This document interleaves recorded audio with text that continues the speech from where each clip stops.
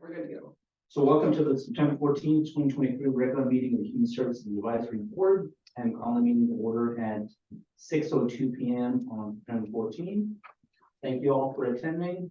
Item number 2 is going to be the roll call. I'm going to call the roll for the record of board members in attendance. Yancy Arevalo. Present.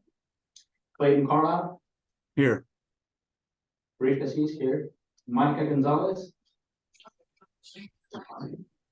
Joanne Parsons. Here. Gloria Quinn. Courtney Welch. Here. And Mariana Zamora, non-voting. We do have 5 members present, so that gives us a quorum. Okay, so item number 3, citizen comment period. Staff, is anyone present in person, online, or by phone to speak during the citizen comment period? No. Number 4, will not consider approval by motion of the September 7th, 2023 meeting minutes. Okay, actually, we don't have those available. Yeah, I was sorry I didn't get the key on that. Yeah, sorry, those are not available yet. Okay, so we'll push that to the next meeting, the 21st, and we'll approve the 7th and the 14th on the 21st, okay? Yeah. Okay.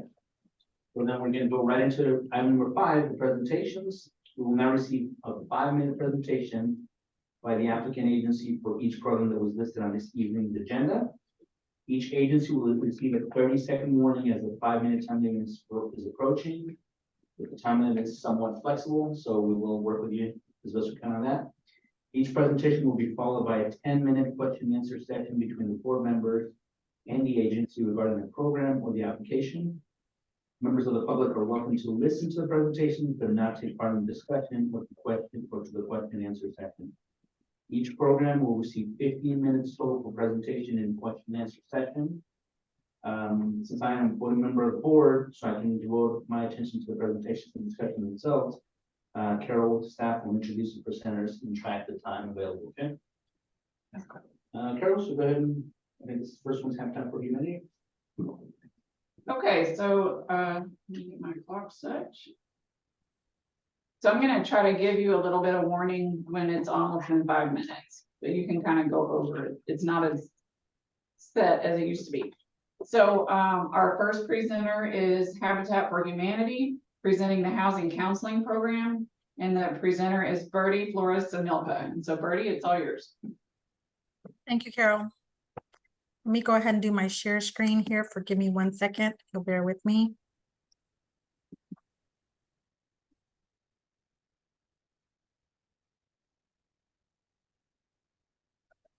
Can you guys see that okay? Yes, and I'm gonna run check in the other room, but you can go ahead and get started. Okay, sounds good. My name is Bertie Flores-Zamilpa. I am the housing counselor with Austin Habitat for Humanity. I have been with the organization for about 8 years, or going on 8 years or so this year. And I am here to present the housing counseling. We do have a presentation explaining in detail what we have going on with Austin Habitat for Humanity. So the vision, our vision and mission for the program, mission meaning seeking to put God's love into action. Habitat for Humanity does bring people together to build homes, communities, and hope. The vision for us is a world where everyone has a decent place to live, also affordable, I might add. Changing lives with affordable housing. Habitat for Humanity has built more than 535 homes since 1985. We've provided access to 200 or more through partnerships, repaired more than 400 homes. Also, we've empowered over 14,000 community members with housing and education and counseling. All of our participants are low to moderate income working families, earning up to 80% of the area median income. Find my slide here. Most earn much less than that. So, the program in itself, we do mirror the city of Austin's income requirements. That is also, or Hayes does follow suit with that as well. So We build high quality new homes and sell them at an affordable cost to families who complete our process, including the housing counseling piece, along with sweat equity component, volunteering their time. Benefits of homeownership and stable housing, including better health, educational achievement, as well as asset building over generations. So Austin Habitat in San Marcos. Habitat has built over 24 homes in San Marcos for local families. Our Restore off of 35 serves the San Marcos community and generates revenue, including $130,000 in sales tax revenues in 2021 and $170,000 in 2022. We partner with local leaders such as McCoy's, Grifols, and Amazon to support our San Marcos work. We recently received $1 million in donation to buy land in the region, including Hays County as well. Housing counseling, the housing counseling program is the first step for all of the Habitat home buyers, including San Marcos families. Each family receives group education as well as a one-on-one housing counseling session to identify and overcome barriers to success, like low credit scores and high levels of debt, etc. Housing counseling is required for all Habitat homeowners or home buyers and also offered to the community at large. We have served in San Marcos since 2019 through CDBG support, reaching more than 150 city residents. So as you can see from the picture here, this was taken at the San Marcos Library. So we had quite a few attendees at this workshop. It was it was very awesome to see them come out on a Saturday to spend time with us. Anyway, 10,000 requested for 2023-2024. Strong emphasis on community outreach to build pipeline and participants, as well as future Habitat homeowners. We're expecting about 50 participants during the grant period, all education and counseling provided at no cost. We will build at least 2 San Marcos homes during this grant period for families who have completed housing counseling as well. Austin Habitat did not receive the CDBG support in 2024. And you're just about 30 seconds away from 5 minutes, just FYI. Thank you. So the partnership development works with San Marcos, the San Marcos Library, also with some veterans group as well. We also just recently partnered with Texas State University. So we're excited about that, engaging with them. Our social media, Facebook, Instagram, LinkedIn is mostly how we do outreach currently. We did have some paid placements, relationships in place with Community Impact as well as Spotify. Region-wide marketing to expand our group education and housing counseling efforts, as well as homeowner pipeline with at least 50 plus homes to build in the 2024 and 2025 year. This is a sample of a social media posting. As we expand San Marcos, we will be doing some outreach as well via social media. So this is just a sample of what's put out there in terms of financial counseling. And I'm about done. So if anyone has any questions there. Okay, we'll just move right into the question and answer period. And this is just for the board to ask questions of Birdie.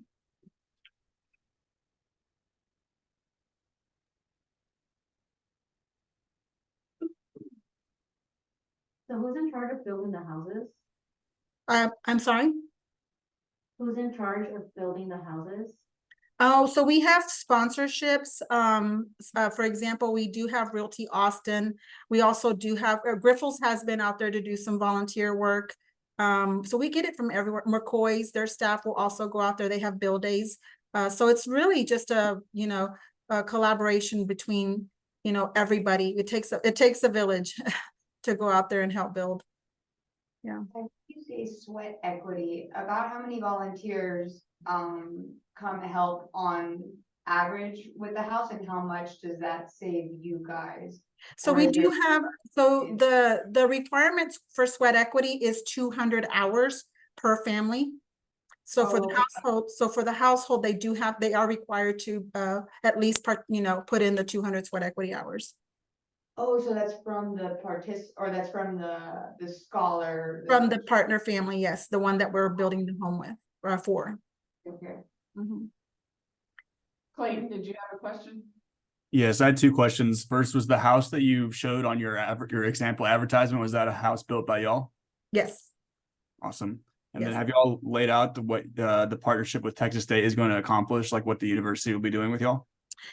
So we did recently partner with them for education purposes. I believe it was a joint effort between a lot of different organizations, but we're looking to, see if we can hold some workshops there as well as staying connected with the library as well. So we're really excited because we feel like this is a great need, especially for the San Marcos area. Thank you. Mhm. So in your slide, you mentioned that in San Marcos, you have built 24 homes. So, what is the time period of those 24 homes? We built 2 homes actually coming into this year from last year, we had 2 families that we just closed on. So honestly, I think we're building at least, we're trying to build more, but as of right now, it's 2 a year. It seems like it's growing. But it just depends on land cost and all that kind of stuff, the money that's being raised for that. And it just, it takes a lot, but right now, as of from the time that I started working there 8 years ago, we've built about 1 or 2 homes at least a year. So that's over a period of 12 years? Well, I mean, before I got there, obviously they built more. We actually took over San Marcos, the Austin Habitat affiliate just recently took the San Marcos Habitat over. So we hadn't always, been in San Marcos. We took that over. I believe it was in 2019, I want to say.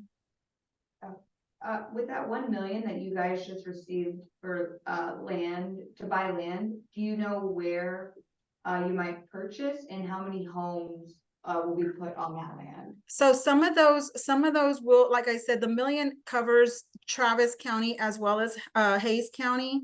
So it just really depends on where we have, right now we're building, as a matter of fact, we're looking at some property, some land right outside of Hayes County. It's in Buda. So, but we're trying to stay connected with the city of San Marcos and the families that actually live there, because we do have, as a matter of fact, we're building a house right now for one of a family. In fact, she's already started the process. She hopefully will be moving in by the first quarter of next year. And she works in San Marcos, and she lives in San Marcos, but she works in New Braunfels, I believe. But yeah, so.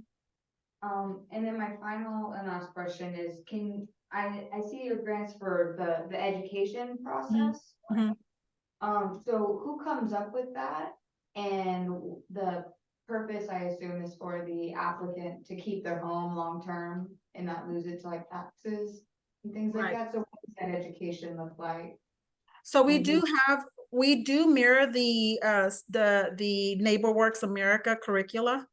And so the workshop in itself, it contains the education in terms of, everything from start to finish, how to start, what does the process look like, how to also, maintain the home, how to, anything that has to do with mortgage related, education type of thing. We also go into it, letting the families know, because it's important, education is key.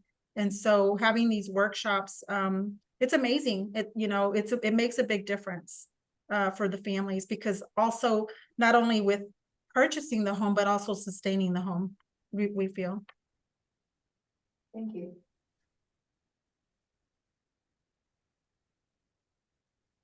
We have a few more minutes. Does anyone else have questions?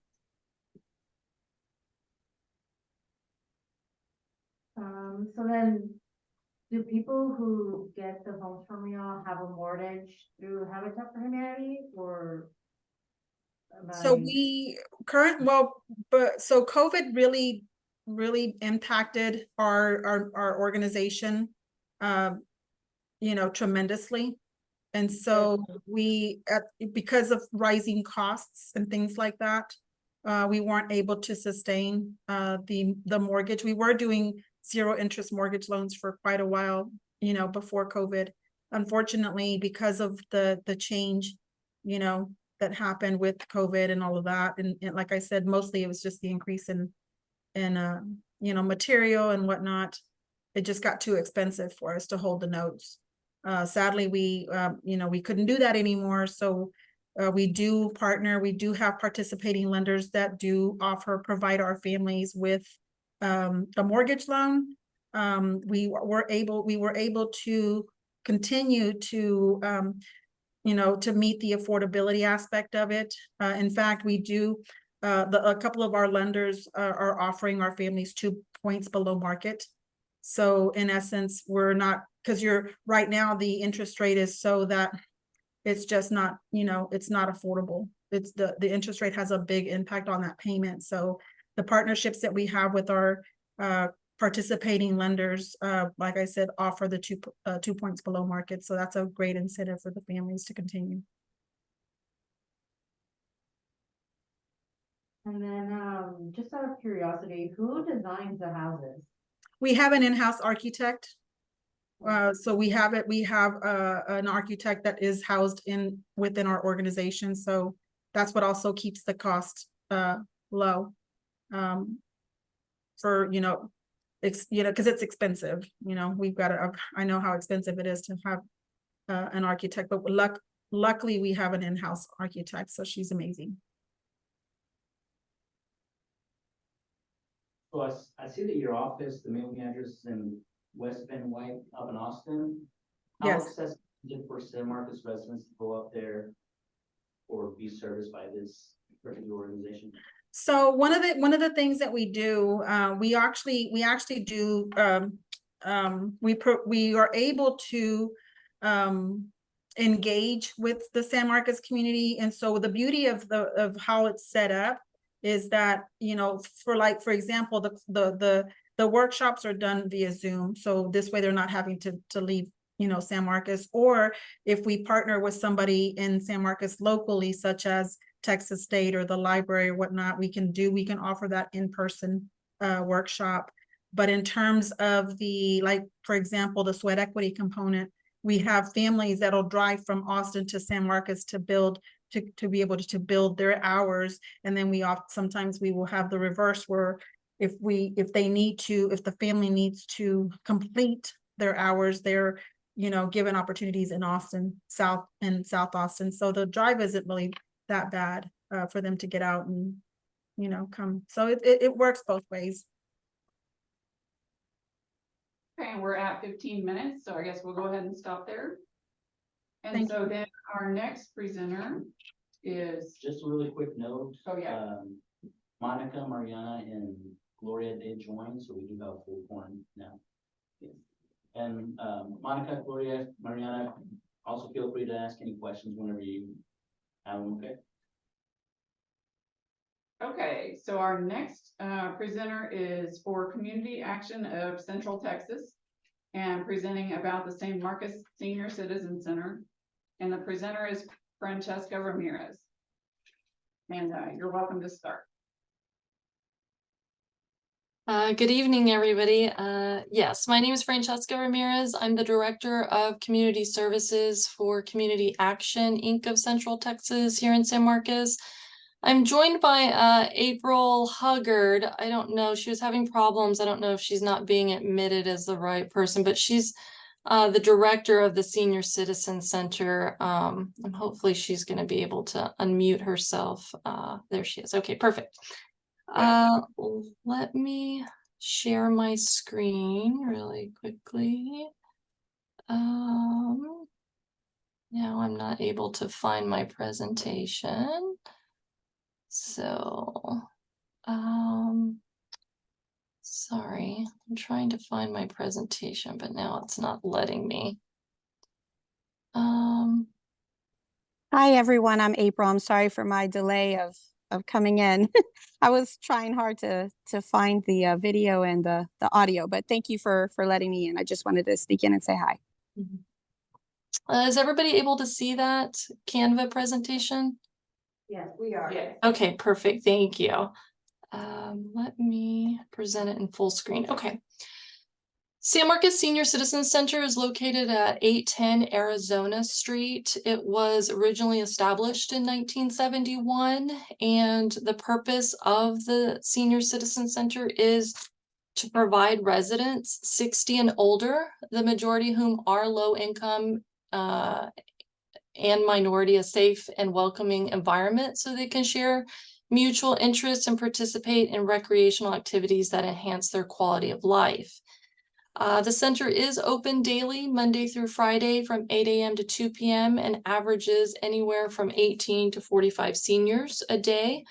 Attendance is highest on Tuesdays each week when they receive food bank and on days at the end of the month when birthdays are celebrated. Overall, daily attendance has increased 8% since June 2022, and the center is on track to serve 77 unduplicated seniors in 2023, 90% of those residents being from San Marcos. Activities that the seniors participate include congregate meals Tuesdays through Fridays that are provided by Meals on Wheels. The Hays County Food Bank brings them food bank on Tuesdays. They participate in daily loteria or bingo, arts and crafts. They're part of a walking club, a gardening club, that's what that should say, strength and exercising sessions, clothes closet, chair Zumba, health screenings. They share in holiday meals and gift exchanges. Sponsors and presentations at the center include nursing homes, senior living options, hospice, funeral arrangements, home health, specialty doctors, and presentations are done on Medicare saving plans and popular scams that are used to target seniors. Community Action Inc. of Central Texas is asking the city of San Marcos to fund $20,000 or roughly about 21.8% of the Senior Citizens Center's $91,700 annual cost to run their operation. And funding will be designated for 18% for salaries. April again is our director, and then we have a volunteer coordinator / activity specialist. So it's just her and Erica that run the program there at the center, working 30 hours each. And then 5% of the budget for holiday meals. Last year, Erica and April funded that out of their own pocket. They provided meals for seniors who didn't have any place to go for Thanksgiving on that Wednesday before. 31% for office supplies, arts and crafts. As you can see from the pictures here, they do a lot of arts and crafts activities, so that's pretty popular. 25% for building maintenance, utilities, janitorial, insurance. Those costs have risen continuously over the years. And then 20% for staff development, phone, internet postage, and 1% for employee travel. And that's all I have. Let me stop sharing that.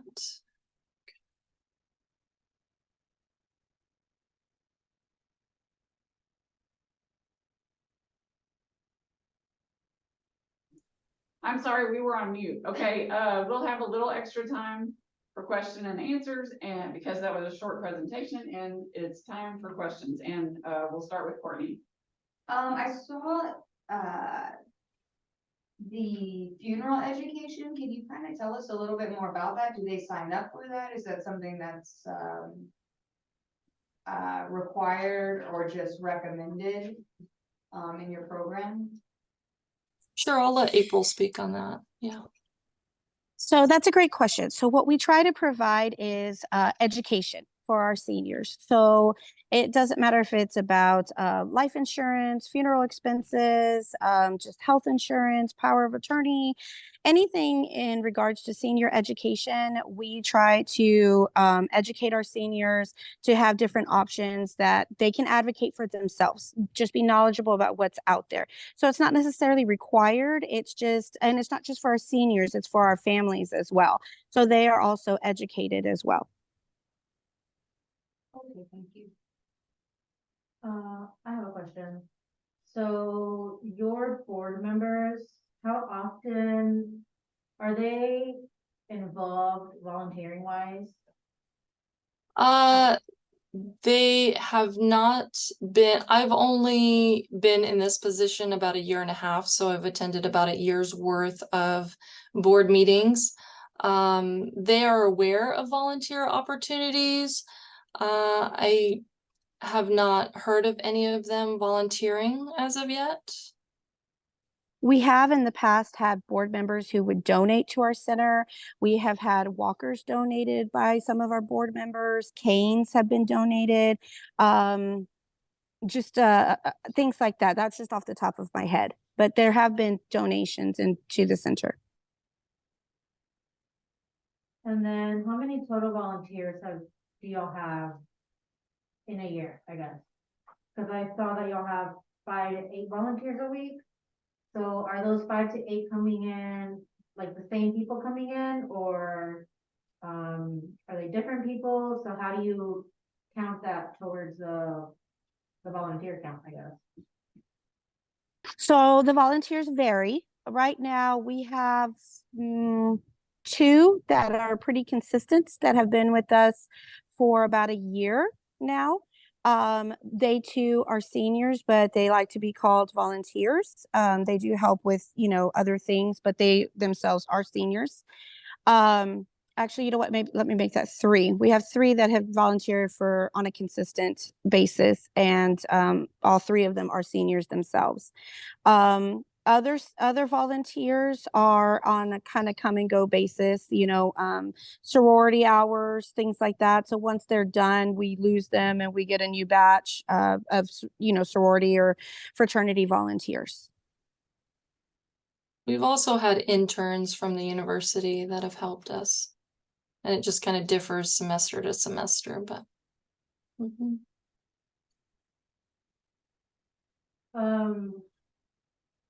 Sorry if I'm hogging the questions. Yeah, here, fine, but that's fine.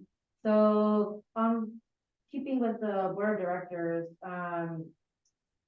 it mentioned on your application that y'all have 5 representatives from each category. So could you explain what those categories are? So one is representative of, I believe, so 5 are from the community, 5, let me back up, sorry. Because there are a couple of open positions, so the areas are represented by the community, by public office. There is a Head Start Policy Council member on there. I'm trying to think what else that we have offhand.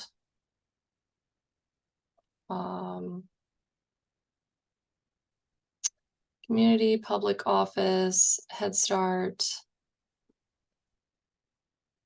I know I'm sorry, I'm forgetting an area.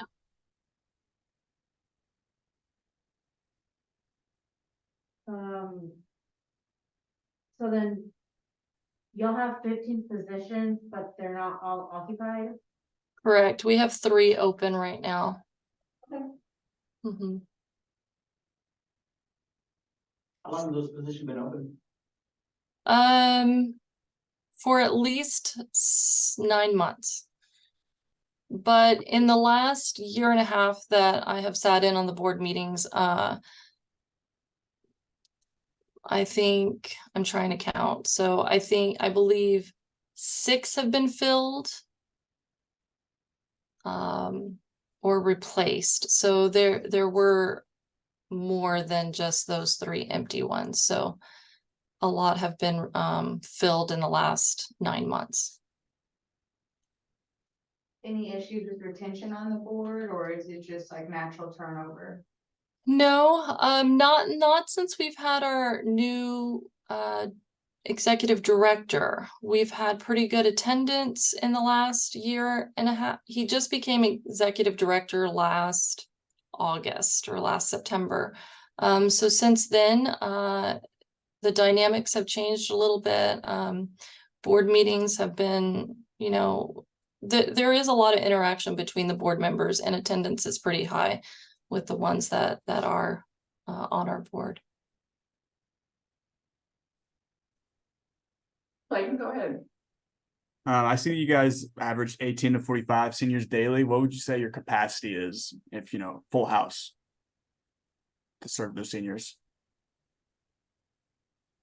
80. Thank you. The two full-time employees, what type of employees are those? Like, are those just like general staff members, or are these like? No, so April, who's online right now, she's the director of the center, so she runs its operations day to day. And then the other employee, Erica, does the volunteer registration and all the activities and coordinates with the sponsors.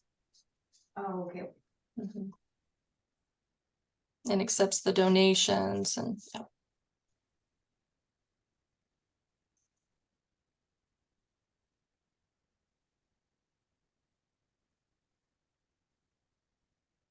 So the two full-time employees excludes the executive director?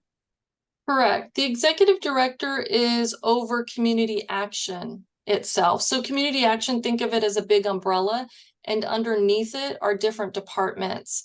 And so the Senior Citizen Center actually falls under my department, which is the Community Services Department of Community Action.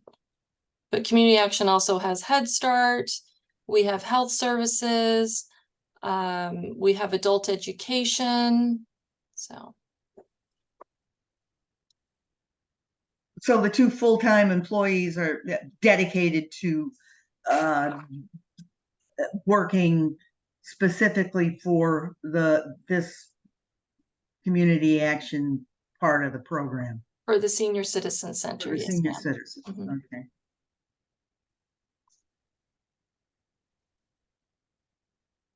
And what's their salary? I can't find it on the.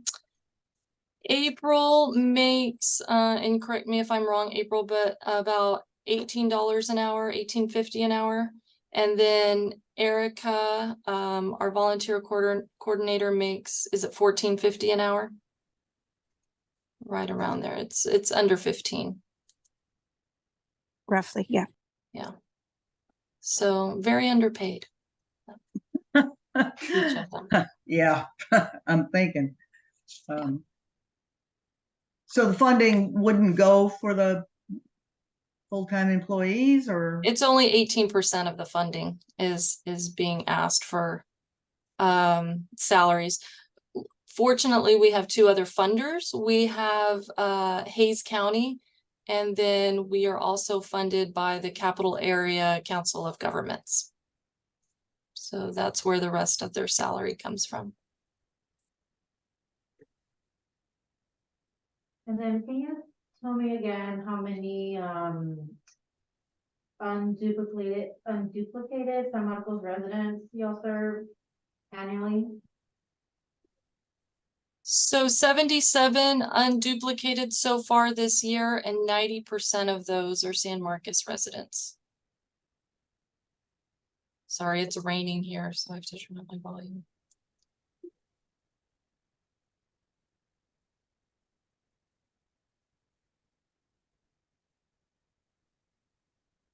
We have a couple more minutes. Does anybody else have questions? I do have a question.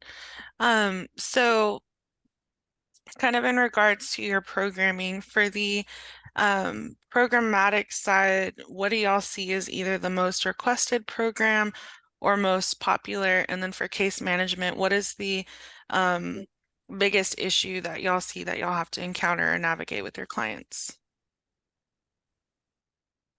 That's a great question. I don't know. Yes, I guess there is one over the other. Food. Food is probably the biggest thing that they come for. As Francesca stated earlier, we get the majority of our attendance on Tuesdays because we have food bank, and some come just for that service because they're in need of food. So yes, I would definitely say food is the biggest concern. Thank you.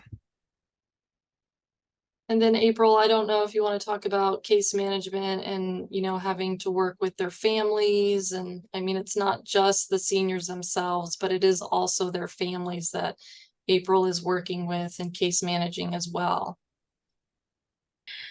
Absolutely. When working with our seniors and their families, it can get very, very stressful for families, especially when diagnoses such as Alzheimer's or dementia comes in, and it affects the families, not just financially, but emotionally.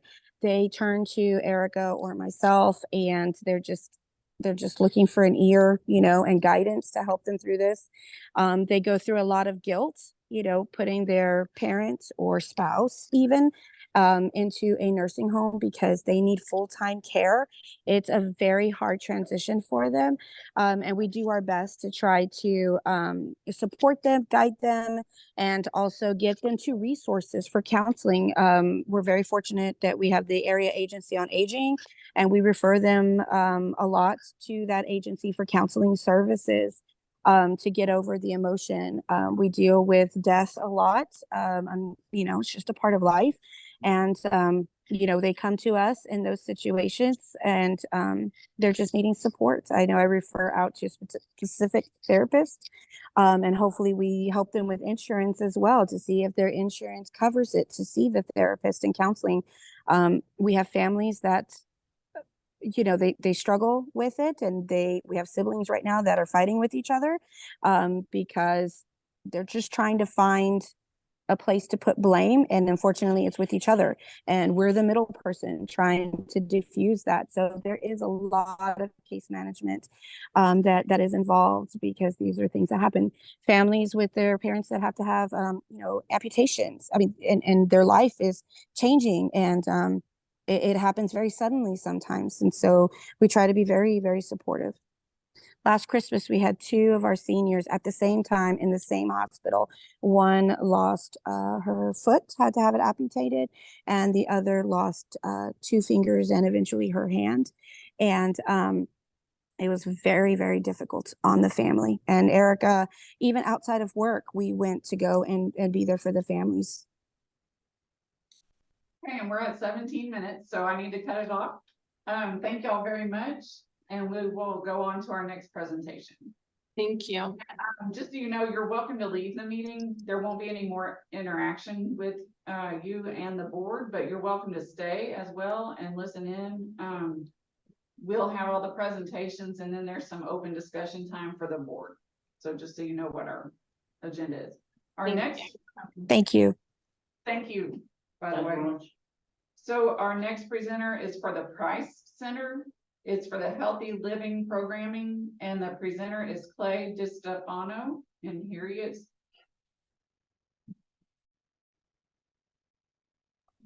Always remember to unmute. It's raining, by the way. I don't know if it's raining where you guys are, but it's raining outside. So yay for that. Well, good evening, and thank you for the opportunity to present and apply tonight. My name is Clay DiStefano. I'm the Executive Director of the Price Center. I've been here since May of 2006. No, that's not right. 2015. It just feels longer. To my knowledge, this is the first time to apply for these particular funds. Over the past 2 decades, the Price Center has grown into a bedrock institution in this community, expanding hearts, minds, and lifespans daily. The center serves as an intergenerational gathering place to celebrate the arts, culture, and heritage of San Marcos, as well as providing several beautiful and affordable venues to rent for private use.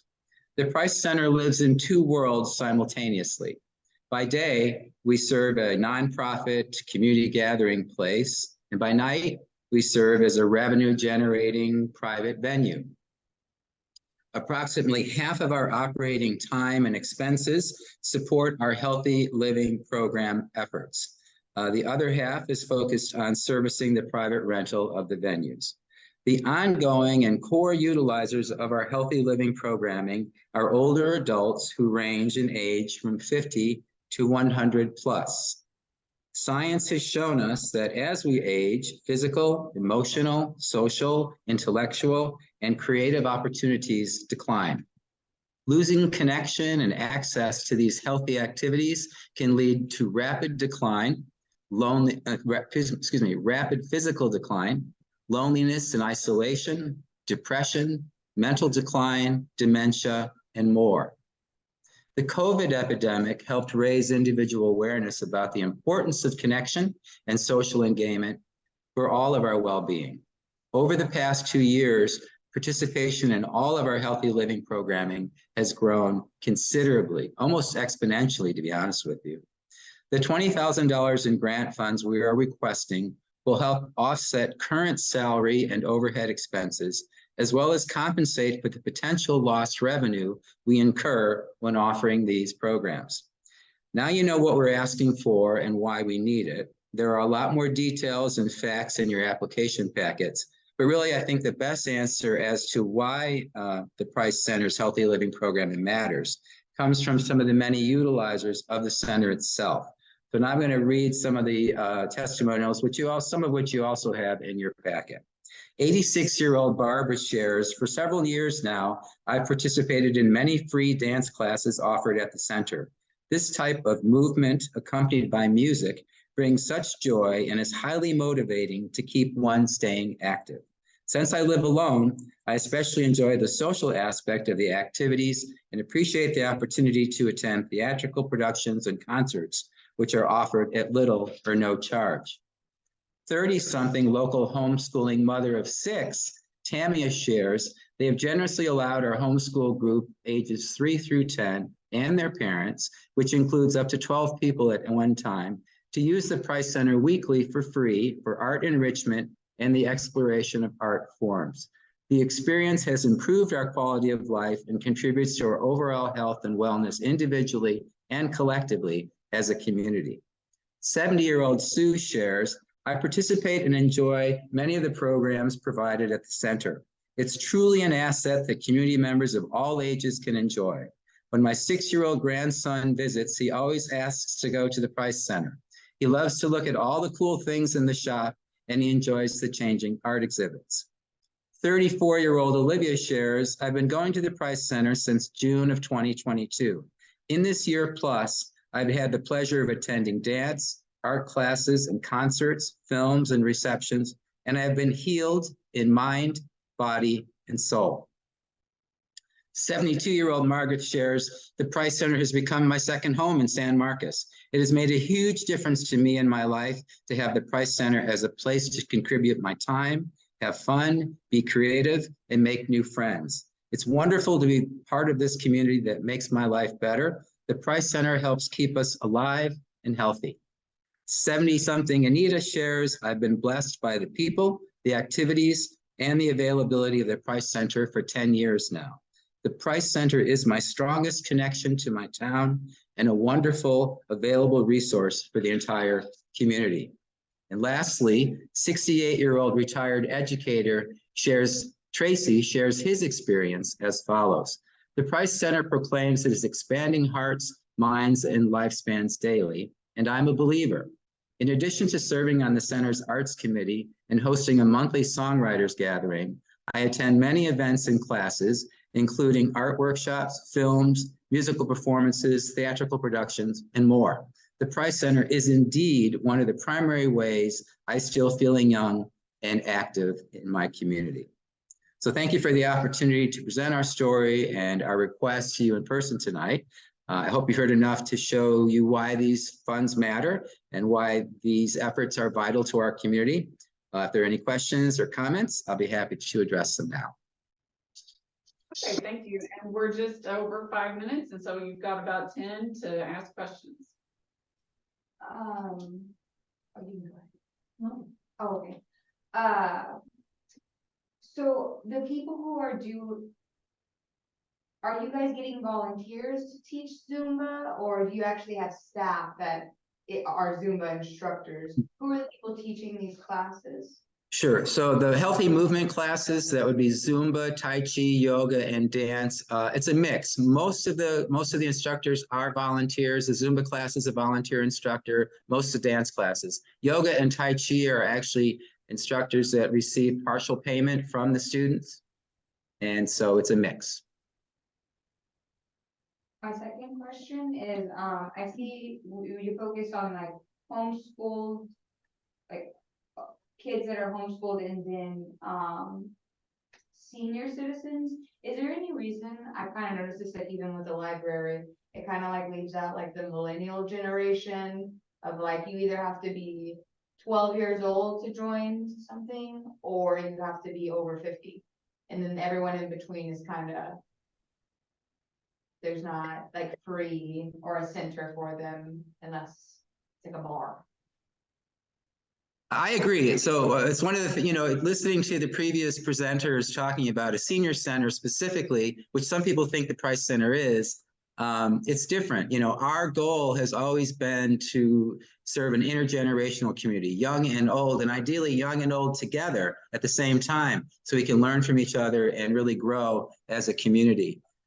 It's difficult to bring children in. Most of the time that we have kids participating, unless it's a homeschool situation, is on weekends. Our joy dance, our concerts, our plays, our art shows, those are all intergenerational activities that kids do participate in. We don't have very many children that participate in the workshops and dancing and things like that. And largely it has to do with the time of day that we're offering it.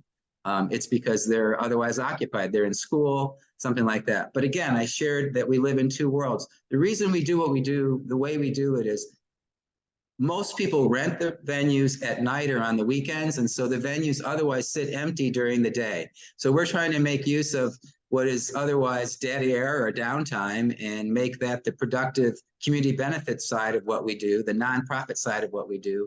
And then the other time is when we have the opportunity to generate revenue and offset the running expenses of the house by actually renting venues to private individuals. I appreciate this model. It's nice. Thank you. So in your application, you mentioned that you had 4,312 participants. Is that through all quarter 1, 2, and 3, or just quarter 3? That was just quarter 3, and that rarely represents a lot of the growth we saw in this we're just about to close a quarter, as you know, and we've seen similar growth, but the most recent quarter, which is what I sent you, that's the number that you're looking at. And so it's a combination of the activities that we talked about, as well as the rentals too. Yeah.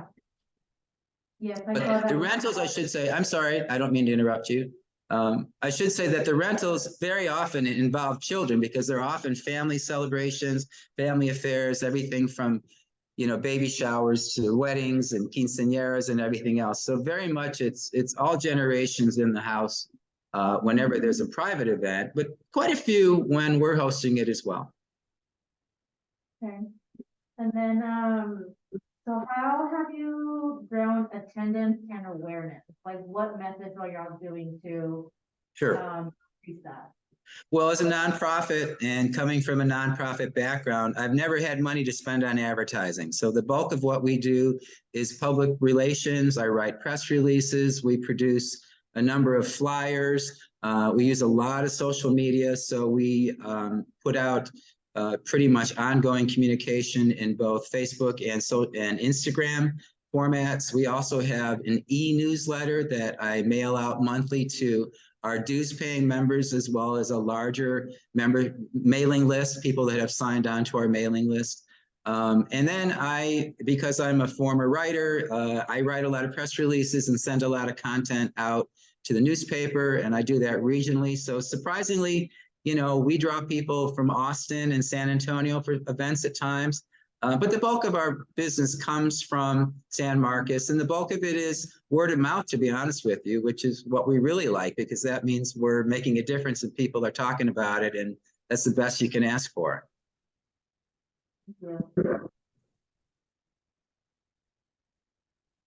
Hi, Clay. Good evening. I had two questions.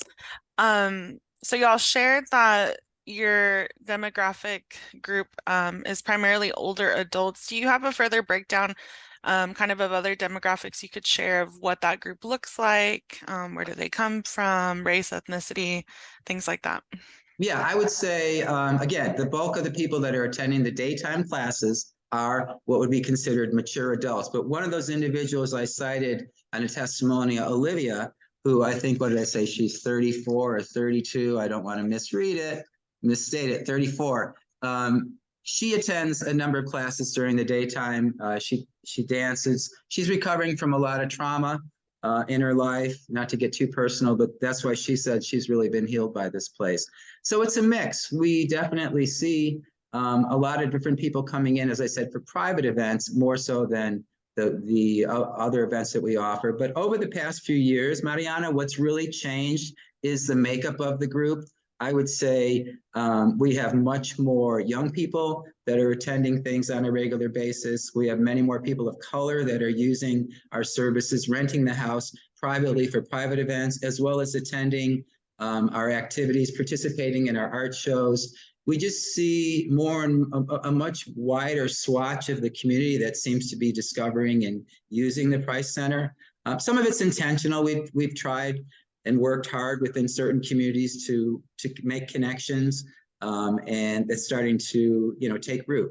But like anything else, if we're not, are we serving you? Is this something that you need and want? If so, you'll come back. If you don't feel welcome, if you don't feel like this place is for you, then, you're not plugging in.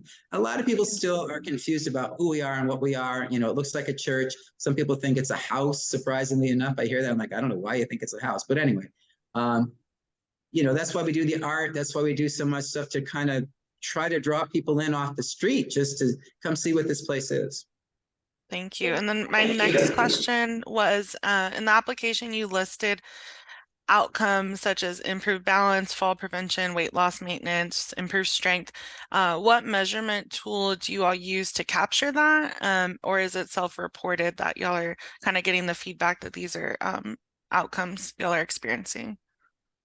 It's both. It's a great question. So at times we've done actual studies where we've done balance and gait measurements before they start programming. And we did this for a couple of different programs, our yoga and Tai Chi programs, when we did a partnership with the university a few years ago, and we partnered up with students and elderly people, and we paired them. We did a buddy system to see if people did better with a buddy or did so alone.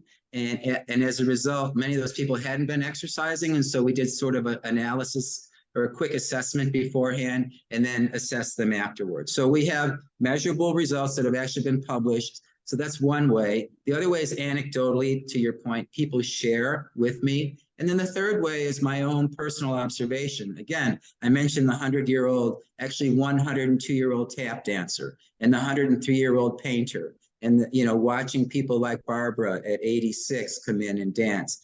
I see how they have maintained their health, their balance, their stability. I also see how some of them lost it during COVID because they weren't doing these things. And so they've come back since, and they're hanging on, to the skills that they have, to the, to the mobility that they have, all of those things. So it's a mix of things, it's a combination of true measurement, actual measurement, looking at those kinds of outcomes anecdotally, and then just having, their feedback directly to us. Great, thank you. Sure. Thank you. And we'll have to wrap up pretty soon, but Clayton's had his hand up for a minute, so would you go ahead? Yeah, a couple quick ones for you, Clay. Is the Price Center open every day, or what days are you open? So we're open 7 days a week for private rental, and we're open 4 days a week to the public, but actually there's a 5th day that we have classes taking place. So we're open Wednesday through Friday, noon to 5, and Saturdays 10 to 3. We have classes on Tuesday through Friday, even though we're not open. The class people come in for it.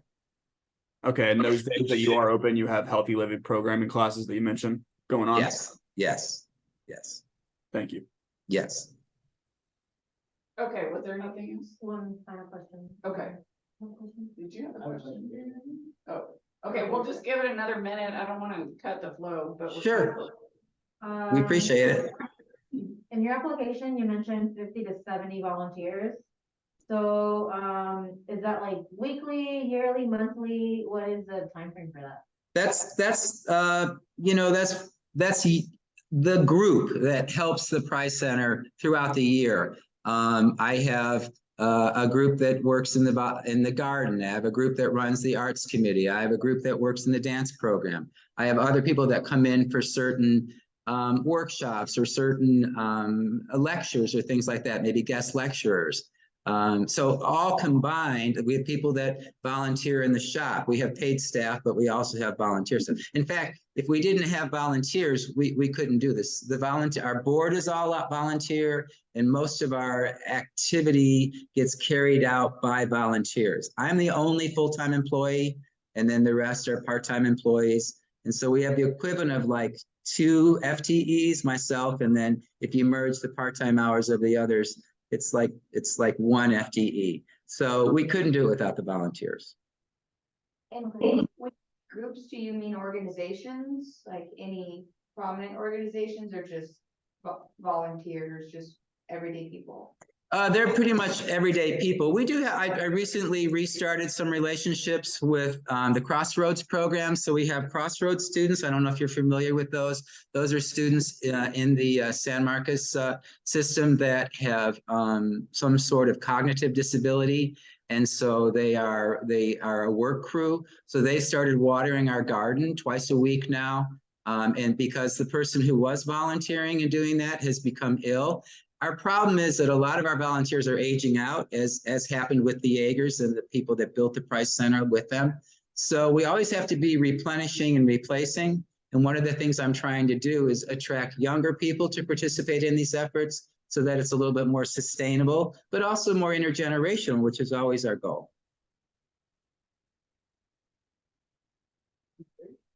Yeah, so the question I had was on your budget versus actual, it shows you budgeted 32,800 from the city of San Marcos and 4,000 from Hayes County grants. But on the actual, you had 7,150 from San Marcos, but 44,000 from Hayes County grants. Right. Is that supposed to be flipped, or what's? No, it's so, yeah, the budgets are funny, and I'm not a numbers guy, so I'm just going to put that on the table, and we can certainly provide additional information. But so what happened last year is we got an impact grant from Hayes County, and it was a one-time grant of $40,000 for HVAC, because we have 9 units that take care of the Price Center. And over the last 2 years, I've replaced 5 of those. And I know these remaining units are going to need to be replaced. So I made a preemptive strike and said, can you help us do this? So that $40,000 is earmarked for that. We now are getting a $10,000 grant on a regular basis from the county as well. The city funds that you're referring to are the museum grant, which we, along with Calaboose, LBJ, and Centro receive. It's a $25,000 grant. And in the past, we have gotten Arts Commission grants, but over the past couple of years, I've weaned ourselves from that because the programming that was being supported by those grants are now self-sustaining, enough so that I don't feel like we should be, getting money if we're able to take care of it ourselves. To help? Yeah, absolutely. Thank you. Absolutely. Okay. I think we should wrap up. Thank you very much. Thank you so much. Thank you very much. And we'll go on to our next presenter. Appreciate it. So our next one is Society of St. Vincent de Paul, emergency services to the poor and needy in the San Marcos area. And we have in person here, Warner Davis, who is the presenter. And go ahead.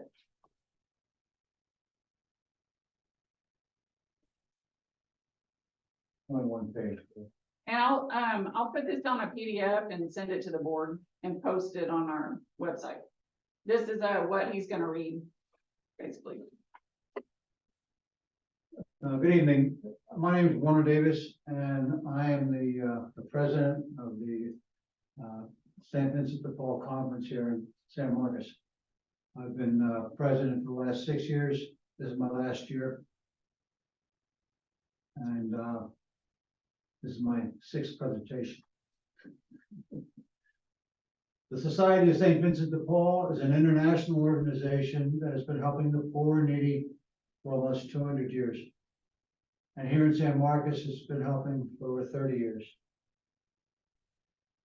We have a new office. It's now located at the old St. John's Guadalupe Chapel at 218 Roosevelt Street, down the block from Casa Maria.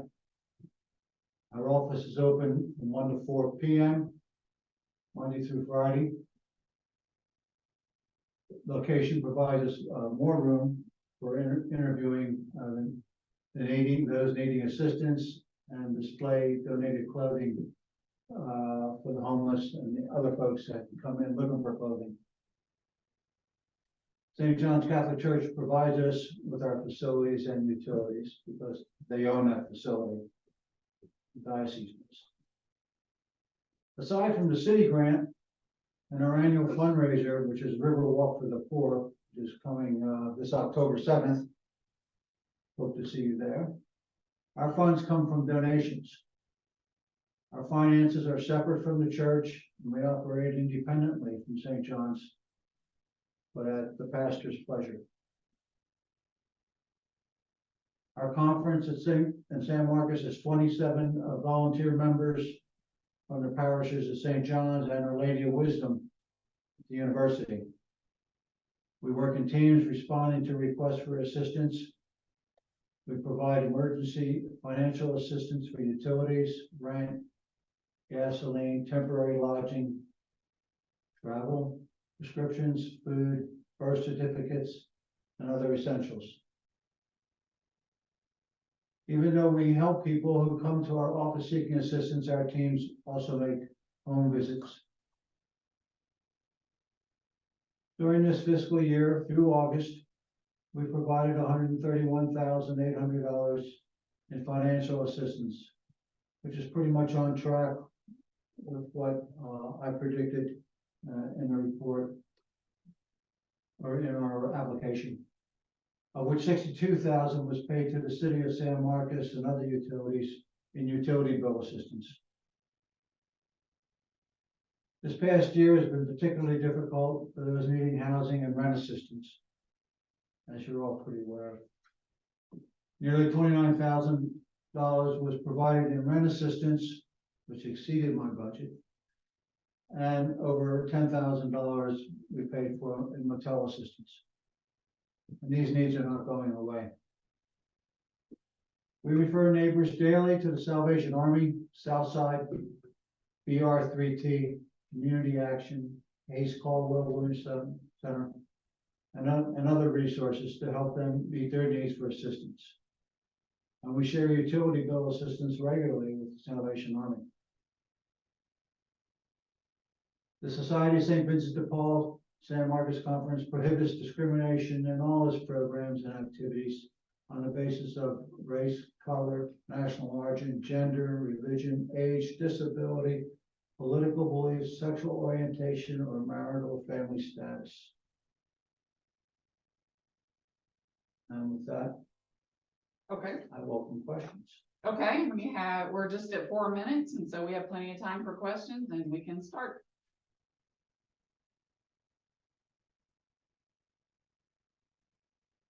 How has the need for assistance increased significantly? I'm sorry, say again. How has the need for assistance increased? Like, do you have a number or a percentage that people have been needing more help with their bills or gas? I'm not getting the question. Oh, are you serving more people now than you? Oh, yeah, used to? our numbers. And do you have numbers Our like? numbers are way up. Yeah. You said you went over budget. So why did you go over budget? Pardon? I said. you Oh, said that you- one item went over budget, but the whole budget's about the same, it's been high enough. But that one area did go over. what I thought was, what I predicted it would be. You know, it's, Do you have some estimates of There's- like how many more you're serving now compared to last year, for example? I don't know, maybe 20%. That was her question. Mhm. I just have a I'm loud sorry. voice. Yeah. Between them asking my ears. It's- Right, I get it, yeah, yep.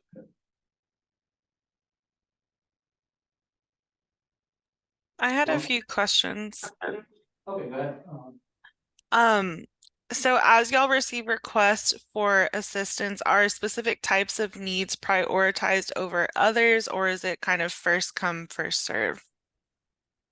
More first come, first serve. And Yeah, what we- is the a maximum amount of funding you all would give to any one particular family? Per circumstance, I guess. It's not a hard and fast rule. Right now, with the way our finances are, we're kind of looking at around $200 as an assistance. Now, if it takes $225 to fix the problem, then we do it.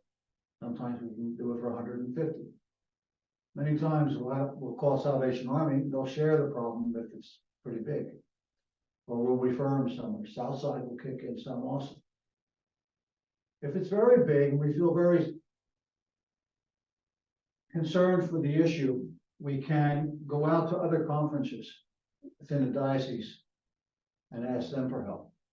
We call that a copay, we put it out, it's kind of like this goes out broad on internet, on the email.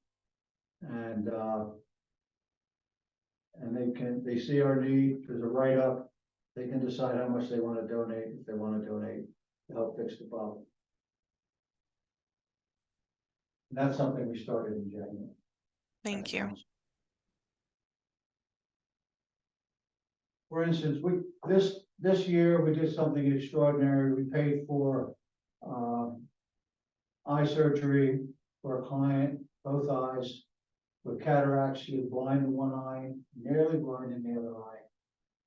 Felt pretty bad. We requested $2,600 to kind of cover the co-pays for her insurance. And we were able to get that. She was able to do the month of June, get her operations, and she can see now. I mean, her doctor told her, you know, if she didn't get the cataract fixed in her right eye, she would be blind in that right eye for a year. So that was kind of one of our usual things that we took care of this year, which was different. On this 10K for motels, are there any kind of like hard rules on that? Is that just for families or is there homeless people joining together for one room? Or do you guys? Haven't had any of that. We have people, we try to look for the next day, like what are you gonna do the next day? You know, if they're waiting to get on a bus, they go to McAllen, they need a place to stay and can't, okay, well, we can help them out. If it's a family and they have children and they're waiting for BR3T to get them in a place or for Hannah to get them in a place, then we can help out some. We really don't have the wherewithal to deal with any kind of like a week in a motel. Okay. You know, that's kind of cheap. It's like not impossible, but it's too, it's kind of hard. Got it. Okay. But children make a difference, you know, people that are disabled, you know. But we just can't, you know, the guy says, oh, hey, I'm in for the weekend, I need a room. Okay, I was wondering about incidentals, if anything like that happens. If you guys had any costs like that, but it sounds like you have a model who gets those hotels first. I said, it sounds like you guys have a model who gets those hotels Yeah, it first. depends on the availability of funds and really the story we hear and what we can validate. Sometimes we have clients that have stayed in motels before and we have motels that we take. So, you know, we've had clients, so neighbors take things out of motels and they end up paying for their destruction. So we have to be careful. Sharif, did you have a question? Nah, I'm good. Yeah. Oh. Okay. Got about 5 minutes left. What are your other funding resources? Our funding resources, well, from y'all. Right. From our annual fundraiser, which did very good last year, it was about 22,000. A Riverwalk for the Poor. And then the rest of it is primarily donations. And they come from anybody, mostly from parishioners. But they don't have to be, I mean, they come from whoever puts a check in the mail to help us out. A lot of our money comes from our members because they're closest to the situation and some of our members can afford to help out. How do people find out about this program? How do they get referred to you? Well, they can find out if they call, I think the top one on the list for the City of San Marcos Utilities Department for where to get help. So that's one place. We're in the phone book. The word of mouth, Southside knows about us, Salvation Army knows about us. So if they touch bases with those places, they all kind of know each other. And if they're familiar with the church, or, you know, the Catholic Church, they know that the Society of St. Vincent de Paul is, you know, is everywhere. Not that maybe every parish has a conference, but there may be one place to always find out. So you guys work with a lot of other organizations? Say again? Your organization works with a lot of other organizations to kind of meet the need? It definitely sounds like they're not scared to ask for help from other organizations, which is great to hear, in my opinion. How are your board of directors involved with the Convention de Paul? Well, I work on Thursday team. My vice president works on the Wednesday and Friday team. My secretary works on Thursday's team. My treasurer does not work on a team. She's a volunteer. Lupe's been our treasurer for 21 years. And that's all she does, but she's there a lot more than we are. And so y'all, the board is, The board, meeting with the people? oh yeah, the board members are active team members. They just happen to be hold a board position.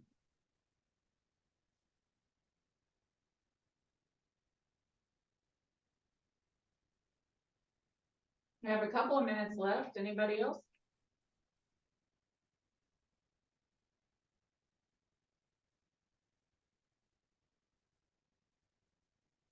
What do you find the biggest need to be, the biggest request?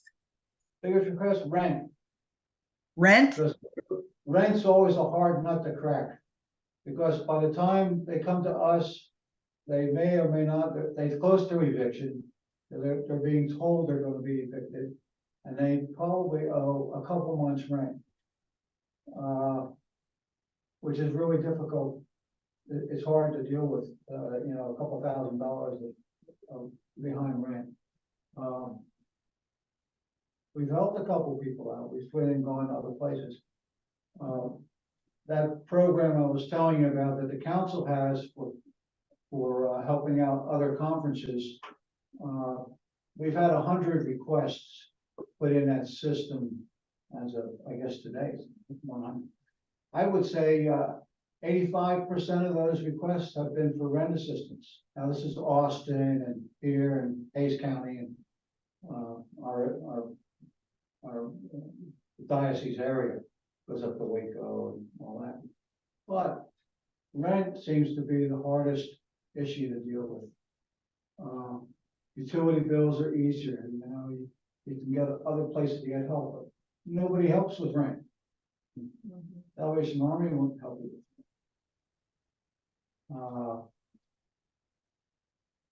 No, nobody. We used to have some help with rent when the money was available. But I'm sorry, can you repeat that? they get a couple $1 million, they burn through it pretty fast. Yeah, And it's, it's just. It's like COVID catch-up with landlords, And we're still paying, and rents have gone up.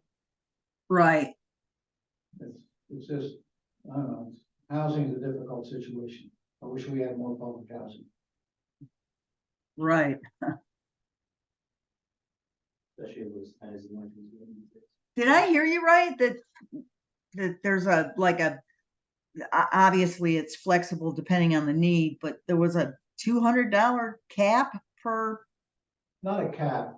It's an amount that we use.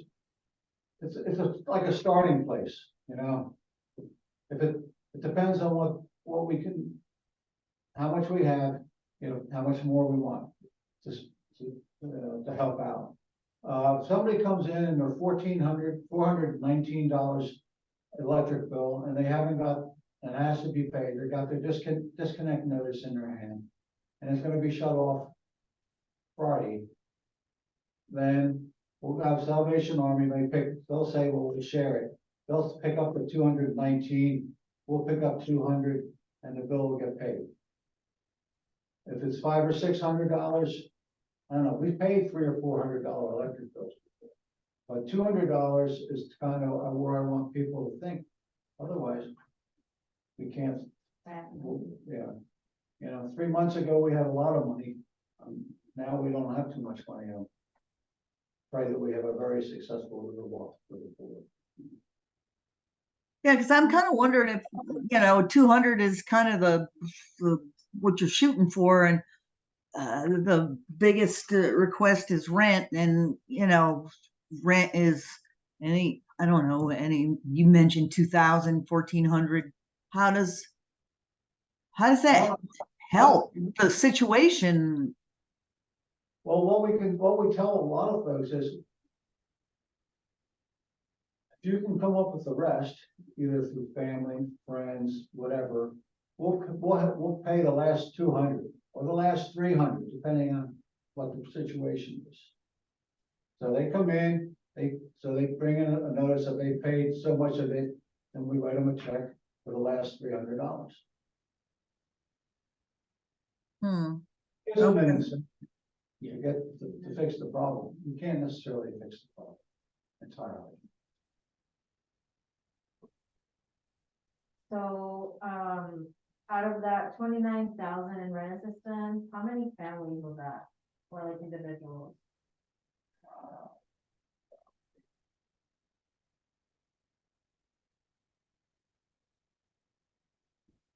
Um,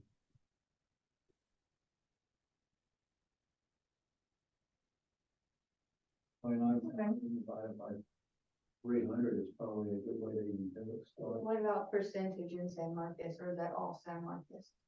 the San Marcos area. We're not in Kyle, but it could be up, eventually 12 will be in the county. Yeah. And, we even help out people in Redwood. Okay, we probably should And stop. my district. Yeah. We are at 18 minutes, so, I'm gonna go ahead and call it, and then, so thank you very much. And we'll go on to our next presenter. Thank you. And I've gotta see if she's on, she was trying to get in. 1 second, I've gotta see if she'll, I think you have to press a lot. Have the more options you can make from. I'll, scan it and email it to everybody. If you wanna do that too, that's fine, but I can. Okay. So, Appreciate you coming in, sir. Okay. I appreciate you. Oh, yeah. I think I tried to get on Zoom and it wasn't working. oh, really? Okay, Yeah. I gotta jump in the car. Yeah. Okay, so let's get started with the next one. Our final presenter, excuse me, is for Seek Institute, the Community Wellness Initiative, and our presenter is Elizabeth Min. So go ahead. Hi, everyone. I'm Elizabeth Minnie. Thank you for allowing me to present and giving me the time. I'm really, really happy to be here. I am the founder of Seek Institute. We're a really small nonprofit organization. I'm also a licensed psychologist, and Seek Institute is dedicated to mental health access and equity in our communities. We're a nonprofit organization dedicated to mental health access. We connect individuals and communities to culturally competent mental health services with a focus on creating access for groups that typically face barriers to care. The formation of this nonprofit was really driven by the following beliefs. One, every individual deserves the same opportunity to receive quality, evidence-based mental health care. Two, mental health is a community responsibility. And three, wellness grows out of trusting relationships. So we partner with our communities to offer care from mental health providers that centers around healing, empowerment, and connection. We're really big on affirming and compassionate and person-centered care. We provide access to direct services by mental health professionals, and we provide individual, group, and family therapy. We bring mental health providers to communities through innovative programs and partnerships. We're also very outcomes oriented. We're dedicated to increasing awareness of effective mental health care. So really, to put it simply, we want to connect people to mental health services. You know, it's kind of very simple. We want people to be able to have the services that they need to be able to engage in meaningful therapy with licensed clinicians who are competent and to have a really meaningful experience. The Community Wellness Initiative is built to support vulnerable members of the San Marcos community who might not otherwise have access to mental health support by connecting them with quality therapeutic services, which in turn help them to cope with typical stressors faced by lack of economic and/or social resources. The primary goal is to provide people with the opportunity to engage in services that will reduce stress and anxiety while increasing personal wellness and meaningful connections. We also hope through these services to create a ripple effect of wellness, so to speak, through our individual services. One example is that, you know, as parents and educators engage in services and increase, you know, and are able to, you know, receive self-care and, you know, increase kind of their awareness of their own personal needs, then they're better able to kind of manage the needs of young people and of other people that are under their care, and really to scaffold the development of young people. So we kind of, when the caregiver is well, then they're able to also, you know, be more effective in caring for their youth. Our proposed wellness services provide the opportunity for San Marcos residents to support each other and to develop skills to cope with stress and trauma. This not only improves individual health and well-being, but it serves to improve the outcomes for entire families and communities. And we've had the honor of really doing this work with San Marcos before. And probably our biggest challenge in doing the work was that the demand was so huge. And we, you know, we could have used, we kind of easily blew through the money, and because the money just translates directly into direct care, into direct services. So that is like what 100% of the money goes to. And the demand is so huge, and we've been, you know, pretty well established and have been providing these services in the communities and work with groups that really serve, you know, serve kind of hard to reach or marginalized populations. And so getting those individuals in for services is not an issue for us. It's actually something that, you know, we're kind of known for doing that work. And so we have a lot of, you know, we have ability to take those people on. We also have access to therapists. We have access to a really diverse group of therapists, and on many of our therapists are also bilingual. So we tend to serve a lot of, we tend to serve individuals who are recently immigrated, who are Spanish speaking only, so who are also dealing with issues related to acculturation and immigration. And so because we have access to those therapists, we want to be able to connect them with the people and provide the services that we're trained to provide. And so that really is what, you know, what we have loved about being able to do this project, is that we've been able to really just make our services more accessible and more available to the San Marcos community. So, you know, really what we're hoping to do is just to kind of continue the program that we have done for a long time. We serve about, I don't know, close to 100 people a year. We could probably serve more if we had all the money in the world. So again, you know, kind of finding the individuals to serve and being able to connect individuals to care. We have such a good process for doing that, a good referral system. So that part is really well established, and we want to be able to utilize it, to utilize the resources that we have, and to really be able to make them available to the community. And so we're really excited about the possibility of being able to kind of do more of this work with this funding. Are there any questions or comments?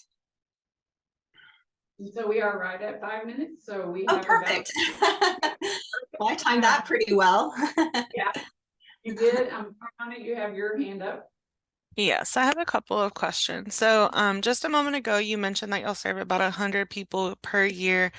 And in your application, it mentioned you anticipated serving 50 to 75 unduplicated San Marcos residents. So are you saying as of right now, about 50 to 75% of your clients are residents of the city? Oh gosh. Well, for this, actually we have, so for this type of funding and for this particular population, so we could serve 100 if we had the, you know, I guess if we had the funding. I think that we can easily serve 75. If we had more funding to do more work, then we could easily serve 100 or 150. Yeah. And then that's unduplicated. So, you know, it's probably helpful to explain that piece a little bit too. I mean, while they're unique individuals that we're serving, we provide them kind of ongoing services. And so really that first appointment with, you know, the client gets connected to us, and then we schedule them for a diagnostic intake appointment. And so they meet with a licensed therapist, they do a diagnostic intake, and then the provider will provide them feedback, you know, about kind of diagnostically what they're conceptualizing. Does it sound right for you? And then they also develop a treatment plan and treatment goals in that session. And so, you know, typically typically our clients like to come back, you know, for an extended period of time. Again, a lot of it is about funding, to be honest. But, you know, we hope to at least at minimum have a client come in for that intake appointment and then at least one follow-up appointment. But really, the reality is that they typically come in for many more appointments than that. Okay, I have two more questions. Sorry. So you're kind of going into my second one. I did Yeah. want to ask, like, what is the average number of sessions a client might, I understand it's different for everyone, but what's the average that they might receive? And I noticed y'all's office is located in Austin. So do San Marcos residents receive those services remotely? Or I know y'all mentioned contracting with different folks. I'm assuming there's a network of providers in San Marcos. Right. So really, ever since COVID, the majority are really almost exclusively all of the work that we do is virtual. So the work that we would be doing with San Marcos, and I will tell you too, we've been doing this for a while, so we've really ironed out a lot of those kinks that you might anticipate might come with virtual. And there's actually fewer kinks than we thought that it would be more challenging to get, to get that process set up of seeing them virtually, but we have a really good system now for doing that. So yes, so we're completely virtual. Okay. Many of our therapists are in San Marcos. Many of the therapists that we work with are in San Marcos and are part of the community there. We also do, we just have a lot of partnerships. We do a lot of work with the university and the master's program there. And so I forgot what the other part of your question was. So it is 100% virtual. Okay. And we definitely have, with the money that we're asking for, it's really about kind of the limitations of the funding. So with the money that we're asking for, we think that we could probably serve about 75 people, an average of say 6 to 10 sessions, Okay. Because that's about the average. So we kind of have to project a little bit forward. Now that could change a little bit. Like if we have, more people than we anticipated that only come to 2 sessions, and that means we can increase our number of unique people served. So it's a little bit of a dynamic process there. Okay, and my last question had to do in regards to your budget. So I saw your projected 2024 budget was 145,000, and the amount you're requesting from us is 70,000. Is that correct? That it's almost Right, half of right. your It would budget be- that you're requesting? Right, right. It would be half of our budget. Okay, thank you. And, you know, I will say too, like as a mental health provider who's worked in a lot of different, you know, I've worked for the state, I've worked, you know, for the government, I've done private practice work, you know, the overhead, and we're really trying to kind of like eliminate, we don't want to use this money for overhead costs or we have that all, we're really excited that really this money could just directly translate into direct services, you know, so it's really just kind of like, you know, there's no other, we have no other needs, and we have volunteers, we have, you know, a lot of our stuff is automated, and we have a really good record keeping system to kind of, you know, record sessions, the length of sessions, the number of sessions that each person has received. So there's a lot of good data we can provide, but really it's just about getting these people connected with therapy services is exclusively our goal here. So. And like I said, I would say probably 40% of the therapists who do this work are bilingual. Most of them native Spanish speakers. So that's always been a big, you know, area of focus for us. But really we're very intentional about having our therapists really represent the population or you know, reflect the population that we're serving. We're very intentional about maintaining a really diverse group of clinicians. And we're also very, very particular about providing a very affirming and person-centered approach to care. So, which is why these clients love working with us. You know, that it's always a very validating and kind of empowering experiences, which is what we want. On average, how much are the therapists charging? Because I just did some quick math, and usually a specialty is 150, and so I times that by 75 and times 6, because they average, you said 6 sessions, which really hits the money, because I thought 70,000 was overshooting it, but it's 67,500. So are you guys getting any kind of discount? Because I just did a 150 just to do quick numbers. I may have missed that on your application. I apologize, but can you just, is there an average on how much? Yeah, and yeah, you know, it really, it kind of ranges. There's a number of factors that kind of determines, you know, it's number of years of experience, the types of sessions that they're providing, the length of the session. So I would say, you know, the average therapist, gosh, and therapy, the price of therapy sessions has changed a lot since COVID. You know, when we used to think that $100 or $95 would cover a good therapy session. And that's just, it doesn't really cut it anymore. You know, it's more like 130 that these therapists are really needing, you know, and just to cover cost of living and the expenses, you know, of being a therapist.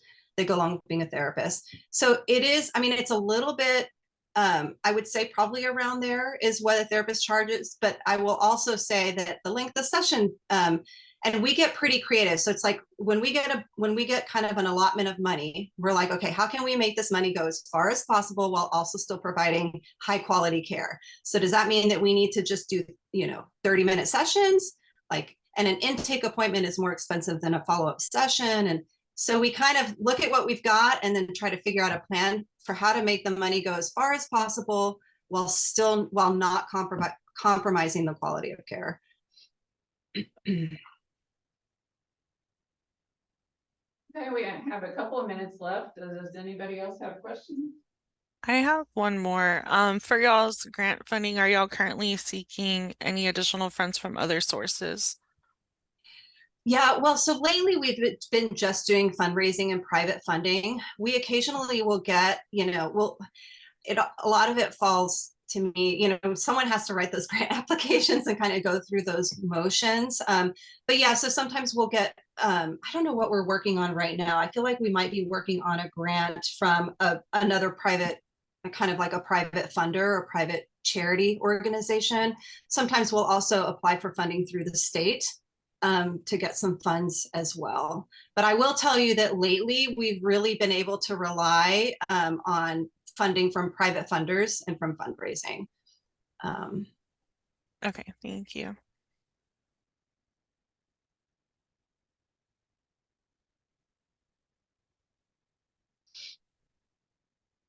Anybody else? Did you apply last year? Oh, we missed the deadline last year. Oh, So okay, because it you was- applied the year before. Yes, I was Right. so sad. I was like, oh no, I was begging Carol. It's like, is there any way? And I just missed the boat. So it was 2 years ago, but we kind of continue. We were able to kind of scrounge together and continue the work to some capacity. But a lot of our partnering organizations, like that typically refer people to us, they keep asking us, they're like, is there any way, like, do you have any ability to take on these, you know, these people that really need services, a lot of like recent immigrants, or, you know, just people that they're serving. And so it would be nice to be able to kind of expand our, grow our capacity again to take some of these people on. Question. Sorry if you said this before, but how many counselors do y'all have? So we have access to about 25 counselors.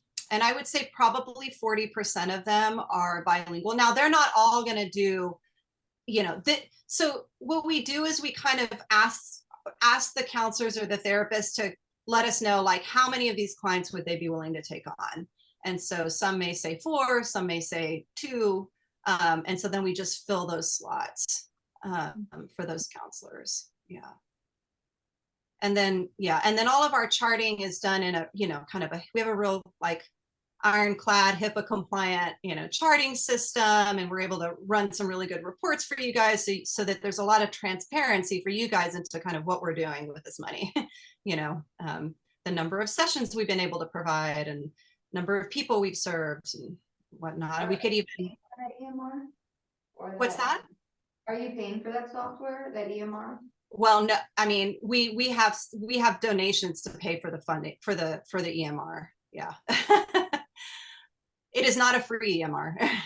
Yeah, that's what I was asking. Yeah, no, it's not free, but it is a really good one. I mean, it's, you know, it's a great, it's, you know, it's particular to mental health, and it's important. I mean, you know, that kind of stuff, you know, having a good EMR that's, you know, a good way to track this stuff is real important. Like, did you have a question? Yes. Do y'all recruit these counselors, or do they come to you like volunteering their time? A lot of them come to us just because we've been around for a while. Sometimes we'll recruit as well if we need to. But there's kind of a word of mouth effect, and, you know, again, like, and I'm also, you know, psychologist in the community as well. And so there's a lot of interest. So a little bit of both, I would say. What would the like baseline criteria that you look to fulfill when you recruit be? Definitely valid licensure. That's the number one thing. And we tend to look at kind of their training and background. We also look at their experience. So we want to make sure that they, you know, that their experiences are aligned with kind of what we're trying to do. And we also want to make sure that their lens is in line with ours. And so we're very direct about that. And we ask them to really speak to that. And then sometimes we'll call references as well to get a little more information on their background. Thanks so much. Yeah. Question. Can you? So you don't have counselors from the school, the master's program from the school or anything? They're Well, all licensed graduate? No, right now, so sometimes we have people under our supervision that'll, you know, in general, I mean, that kind of come with interest, but not right now. Really, all of these counselors that would be doing this work are licensed. Yeah, they're not grad students. Go ahead. Yeah, so can you quantify how the need for the program has increased?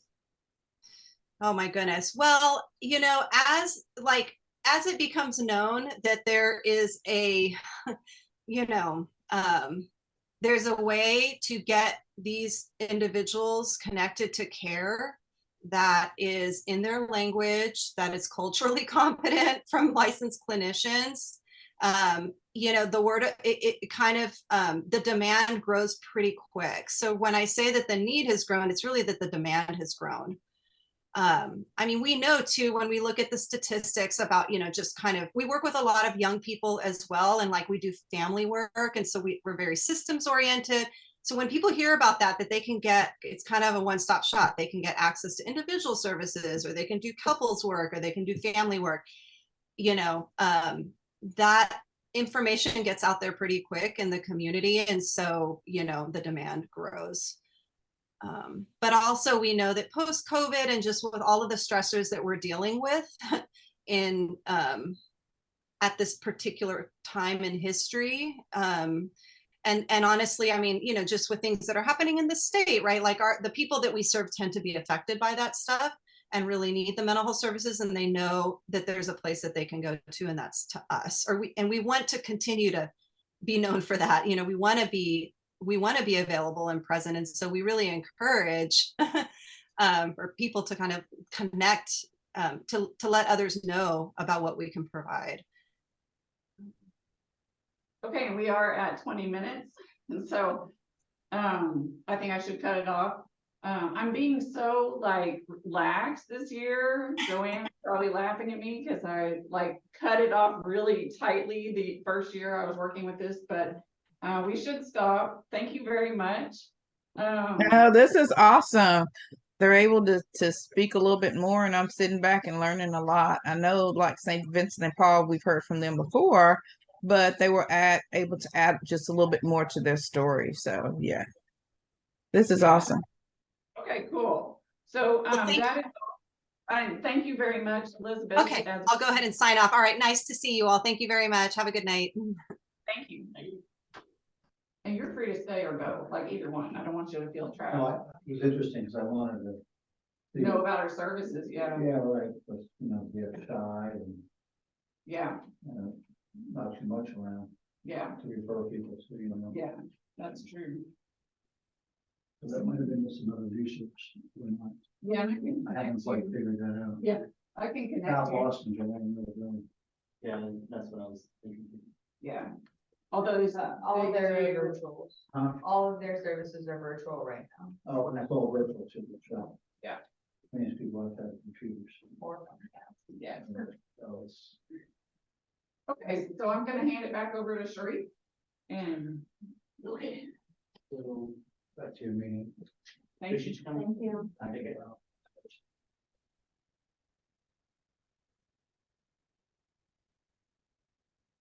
So we will now hold discussion among board members on the programs, agencies, and applications for the purpose of clarification, comparison, evaluation, and assessment. The discussion is public, however, it is only among board members. This time is meant to be a free flow of conversation. So please make sure your comments are succinct to allow time for all board members to share if they wish. This discussion will be facilitated by Carol Griffith, Housing and Community Development Manager. And so I think with that, Carol is going to do this. Okay, I haven't really prepared specific questions. I'm not sure if y'all want that. I thought I would just kind of open the floor. The purpose of this discussion time is partly to help you sort of think through what you've heard tonight and help it stick, because you do hear a whole lot of presentations over the course of a couple of months. So I always like to ask things like, what stood out to you about these organizations, or how do they compare to what you've heard so far? So I'll just throw it out there for y'all to talk. I feel like some were not able to answer my questions about quantifying numbers, that was kind of frustrating for me. I think the biggest thing that a lot of them are scared to say is just that a lot of the money is gonna go to staffing. And that they're just not saying yet. Like, Yeah. it's in their application. but I think that's why they can't quantify it into like how many more people can they serve, is because their top priority is. Yeah, and I understand that as a continuation of being able to provide the services. Right. But I would have still like to know, like, Sure. Seek, how many people did you serve last year compared to this year, you know, and I don't think that my question was really answered. Or like, Habitat for Humanity, I think you asked a question about the $1 million The land, right? purchase. I don't think she really answered how She- many houses it was planning on building. Yeah, she kind of circumvented that, but I didn't know, and since they haven't purchased the land, Oh, they haven't? no, they got. Though that's what I took from it. I don't know if anyone else got specific. Like heard specifically, but it sounded like they got the money, they just got approved for it, they haven't purchased the land, it has to be somewhere in. Hayes County, and then I also followed it up with, are you guys looking at opportunity zones? She didn't answer that question either. But so. I got the same understanding that you did. I'm sorry, it's hard to hear over here. I got the same understanding that you did about the money. If they were still holding on to it, purchasing, I mean, if it was just for purchasing land, could they use it for anything else?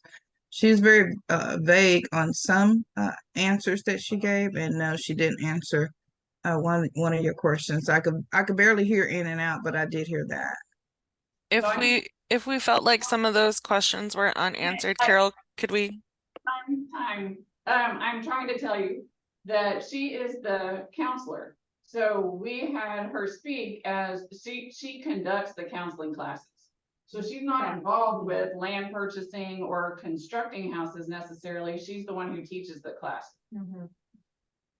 Is there any way, like Mariana was asking, is there any way that you can send an email to the person that does have an answer to that question so that Well, I we guess can? I'm not understanding why you need the information, because the point of the counseling classes is they're supposed to be offered to the entire community. And so it's not just for Habitat Homes, Right. people. And so I don't know why, Yes. like, So basically what Carol's trying to say is that they're requesting 10,000 for the housing counseling. So that's what we're supposed to be looking at. yeah, Not necessarily what their national or the Austin area is doing with other funds. We're looking at the 10,000 they're requesting from us and see how that meets the San Marcos need for it. yeah. So, and you'll be comparing this program with one other housing counseling program that has applied for funding. And I can't remember, and I haven't pulled it up. Did they request a minimum funding fee or not? For who? For Habitat for Humanity? I closed it out.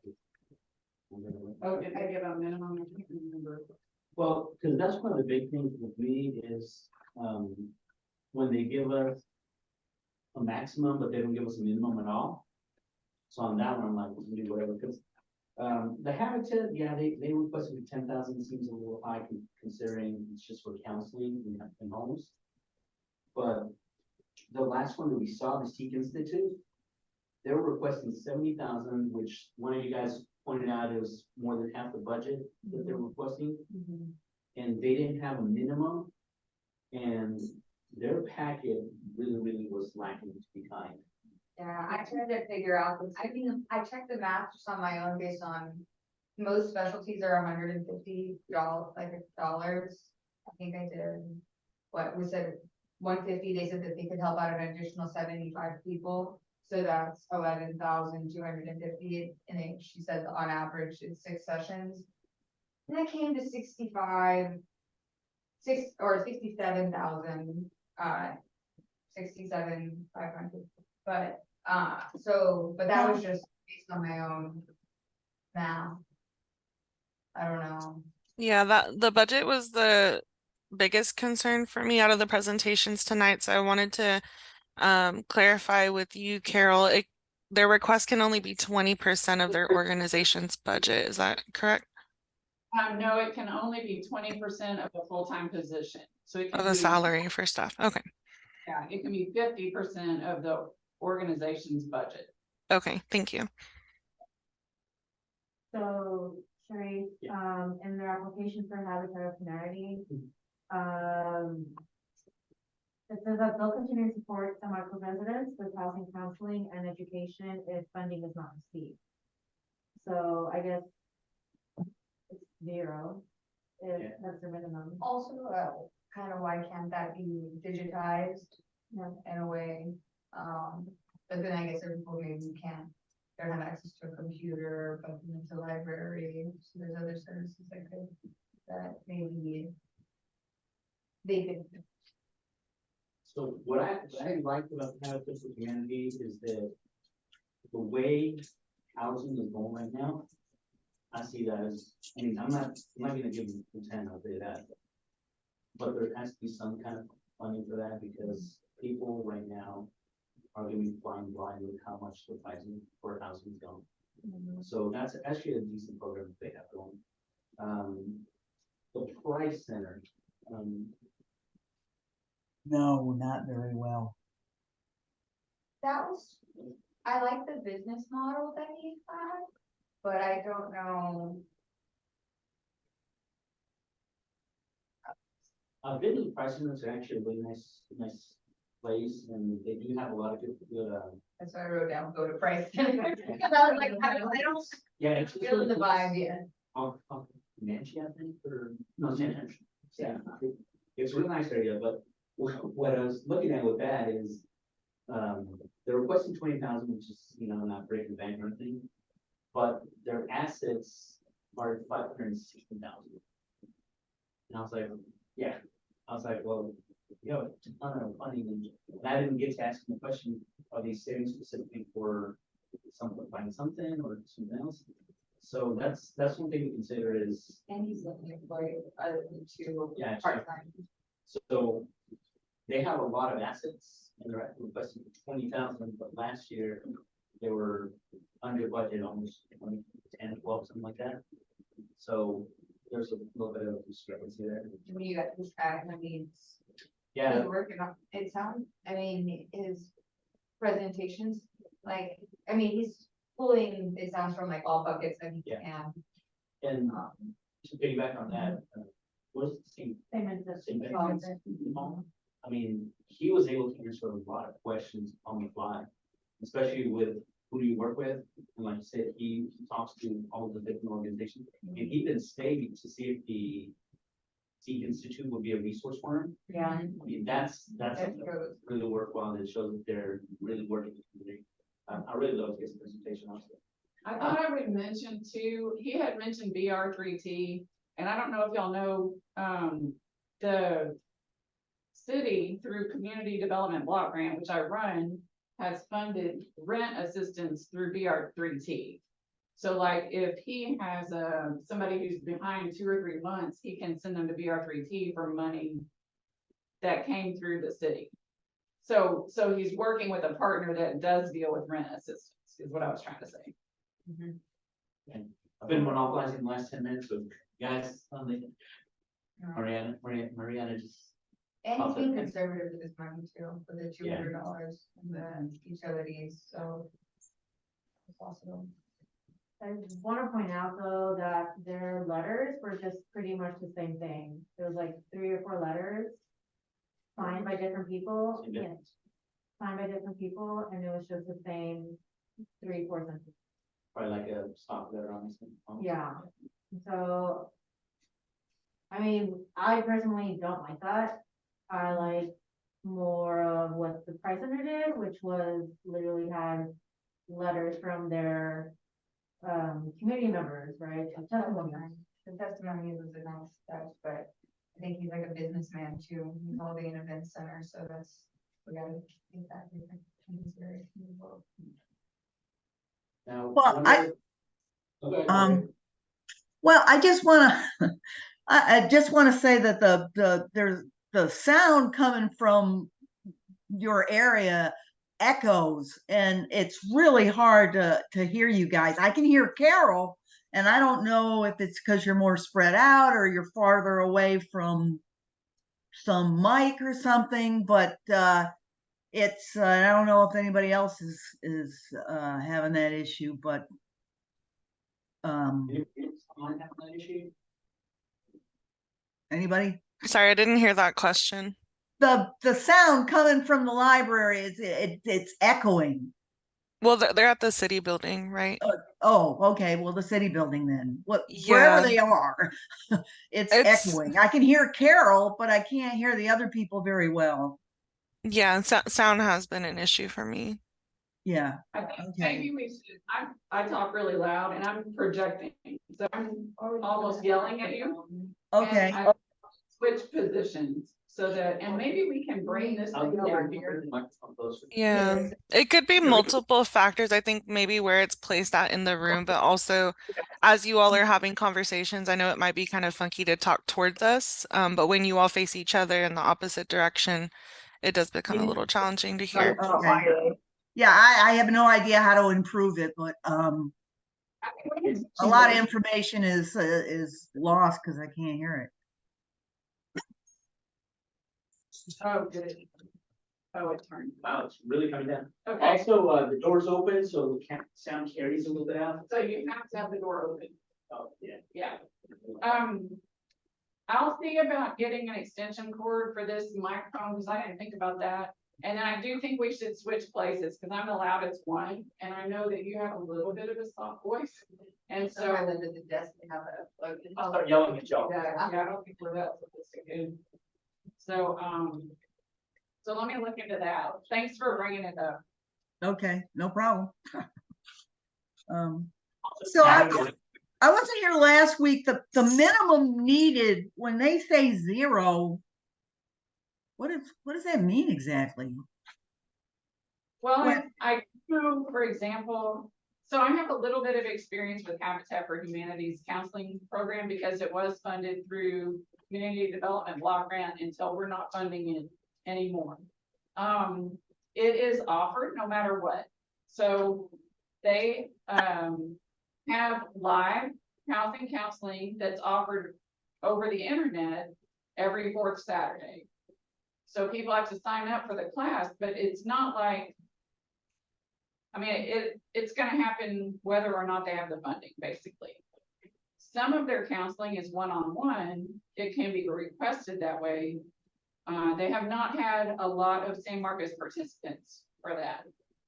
And so I just thought I'd throw that out, like that's why, like, if it's zero, they're still gonna have their fourth Saturday class that's offered free online all the time. So that's one thing. And then sometimes I don't really know, like, we haven't ever asked the question, what's your minimum before? But that was an idea from the board last year, like, hey, we need to get an idea, you know, what's the real balance? What could really, I think it was either the board or council. Like, what's gonna prevent the organization from serving? You know, so that's kind of what we're trying to get at, but I'm like you, I don't know exactly why they would say zero in some cases. Well, it's not just them. There's multiple, you know, 1, 2, 3, 4, at least half a dozen, I think. The minimum needed is zero, which is odd. I didn't really understand what that meant. Well, and Courtney is saying it may be the wording in the application, you know, like maybe people didn't understand the question. Oh, okay, okay. That's definitely possible because it's the first year we've ever asked it. And perhaps we can send out like a follow-up, like after survey of what they thought about the application, what was, you know, what the application process. That way we can revise for next year. So we don't have half of the people not filling out a question. Yeah. Okay. Oh my God, it's raining. Thank God. Joanne, any thoughts, questions?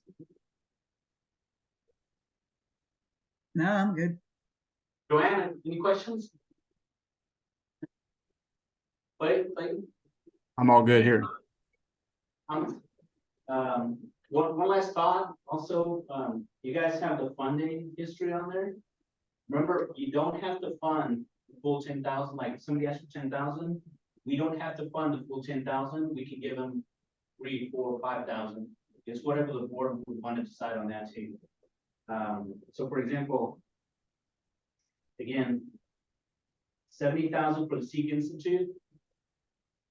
Let's think more along the lines of 10 or 20 or something like that, if we give them any, but it's completely up to you guys.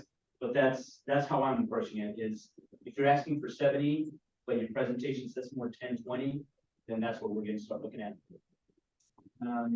Okay. I'll hand it back to you officially. Okay. It's now time to receive updates from board members on activities since last meeting. Does any board member have an update for the group? Did you guys go to any organizations? No, I think next time I'll go, I'm gonna go to the Crisis Crisis Center. And a little bit more. So guys online, anything? No, okay. So let's move on to the next item, which is future agenda items.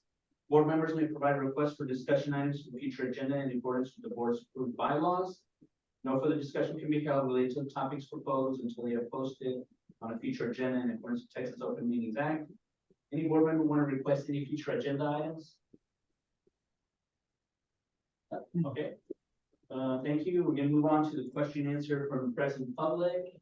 Carol, I don't see Nobody. present public. Okay.